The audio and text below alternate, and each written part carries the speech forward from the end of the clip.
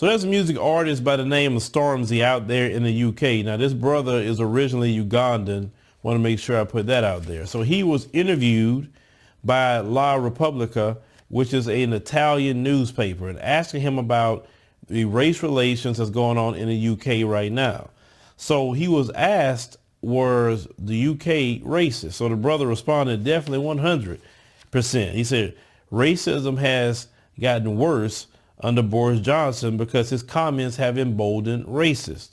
But then he says the people there says, oh no, we're not racist, but there's a lot of racism in the country, he said. And I've heard that many times before. They like to say, oh, America's racist. They're the ones that's racist. We're not like that over here. But then you talk to brothers and sisters from over there and say, man, look, I don't know what they're talking about. We deal with some of the same issues and problems that y'all deal with. So he said, when you're trying to explain racism in the UK, he said it's different in Italy because you know the people who don't like you in Italy, they are front with it. But when you explain it in the UK, people tell him, say, well, no, it's not. He said, look, all the people we have living here in London, and look at you. You're successful. You know, that is a common retort even in America when you're told that. Like, oh, well, Phil, why are you talking about racism? You made it in America. You look like you have something going good for yourself. I was like, no, I haven't made it in America because I can be 10 times more than what I should be right now if I was white. I don't have the right skin color. That's first and foremost in America. Number two, no matter how high I ascend in America, I will always have that asterisk by my name. You say, what asterisk? The N-word.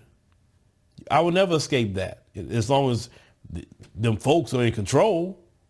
You know, now if they weren't in control anymore and we had some real equality, maybe that'll go away. But as of right now, it's a reality for all black folks that come in here. You could try to act like it's not a reality, but I'm a realist. I live in the real world. Now, Stormzy was saying that, you know, the people that's coming out, you know, being racist now, he still kind of blames Boris Johnson, but I don't blame Boris Johnson for racism. I don't blame Donald Trump for racism either. I don't blame now one of them. And I bring up Trump because that's what people try to say about Donald Trump. Oh, well, it's because of Donald Trump. It's because of racism. No. They feel comfortable with Boris Johnson or Trump to come out and say what they were saying already in their house. Okay? They didn't magically make them that way. They've been that way. See, before it was kind of shunned, so they didn't want to do it. They said it behind your back. They said it in their house. They said it at the job when you leave, and all kind of other things they be saying about you.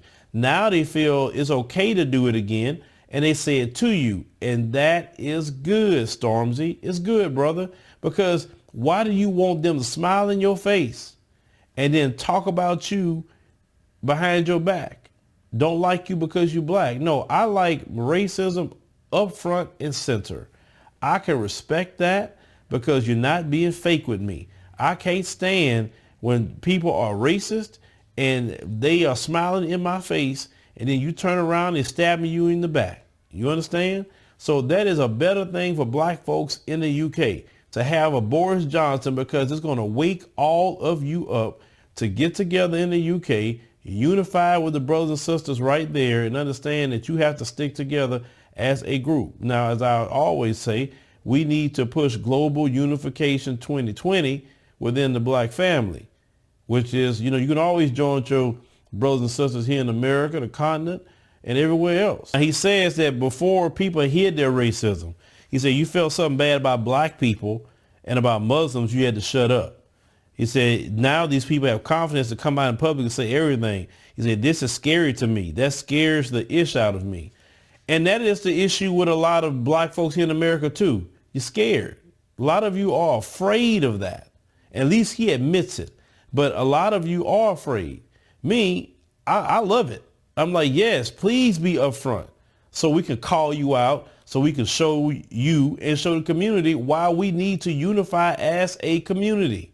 This separation, this individualism, it doesn't work.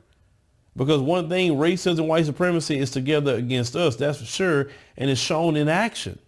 So we have to stick together. Now, he also continued to state, and I quote, if you can get me a child of Africa whose grandfather died in exile as a result of British meddling in Uganda, because yes, the British used to have Uganda as one of their colonies, whose great-great-grandfather resisted the British invasion of his country to accept an award. What would my descendants make of that? You say, what would my ancestors make of that? He asked. He said, it's not fair in order to accept this accolade, in order to accept this recognition, I have to submit to the interpretation of the empire. So he also brought up the colonization of Uganda. The thing is, it is becoming a new world for black folks worldwide. That's why I wanted to cover this. No matter where you're at, brothers, sisters, you're going to deal with this. You need to wake up. You need to find your brothers and sisters, put our differences aside, no matter where we come from. Listen, we have cultural differences, it's fine. But in this world, we all looked at as one group of people. So we need to get together and do that. Boris Johnson is not playing with y'all in the UK. He's not. He is for his group and how they think. They voted for Brexit. They're leaving the EU. That's going to be a different day for y'all too. I'm letting you know that right now. It's going to be different for you. So you better unify and get together in your respective communities.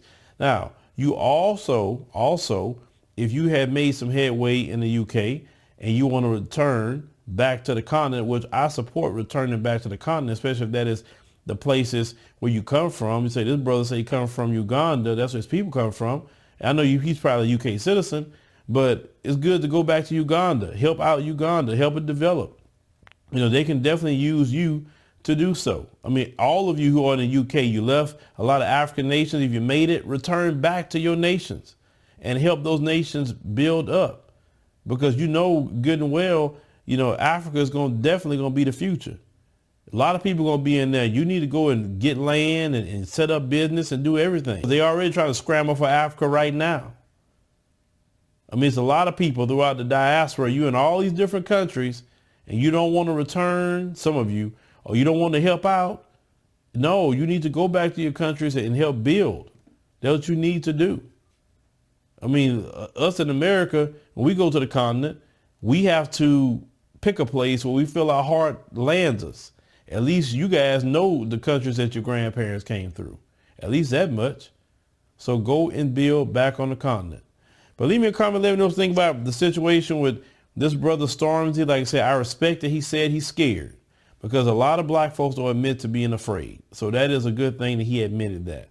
And also, at the same time, it's good that Boris Johnson has made them come out from underneath their rocks and expose how they really feel about black folk, because you're going to see how that's going to unify us more than what you think. It did it before with the civil rights movement, and it's going to do it one more time, but it's going to do it globally. And that's what we need going into the next decade.